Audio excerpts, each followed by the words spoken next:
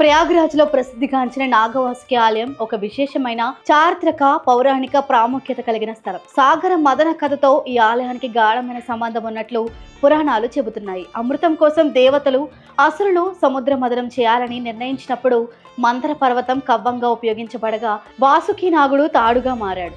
దేవతలు ఒకవైపు, అసురులు మరోవైపు పట్టుకుని సాగరాన్ని మదించడం ప్రారంభించారు. ఆ సమయంలో ముందుగా కాలకూట విషం బయటకు రాగా దానిని మహాదేవుడు తన కంఠంలో దాచుకుని నీలకంఠేశ్వరుడు అయ్యాడు. చివరికి అమృతం లభించింది. ఈ మదన సమయంలో వాసుకి శరీరానికి గాయాలు కావడంతో ఆ గాయాల ఉపశమనం కోసం వాసుకి భూమిపై అనేక ప్రాంతాల్లో నివాసం ఏర్పరచుకున్నాడు. ఆ ప్రాంతాలలో ఒకటి ప్రయాగ్రాజ్ అని విశ్వాసం. అందుకే ఇక్కడ నాగవాసుకి ఆలయం ప్రతిష్ఠించబడిందని చెబుతారు. ఈ ఆలయం ఆధ్యాత్మికంగా మాత్రమే కాక కళాత్మకంగా కూడా ప్రత్యేకంగా నిలుస్తుంది. ఆలయ గోడలపై చెక్కబడిన పురాణ గాథలు, దేవతా చిత్రాలు భక్తులకు దైవిక అనుభూతిని కలిగిస్తాయి. ఆలయ సమీపంలోని ప్రవహించే గంగా నది మరింత పవిత్రతను అందిస్తుంది. ఇక్కడ సూర్యోదయం, సూర్యాస్తమయ దృశ్యాలు చూడముచ్చటగా ఉండి మనసుకు అపారమైన ప్రశాంతతను అందిస్తాయి.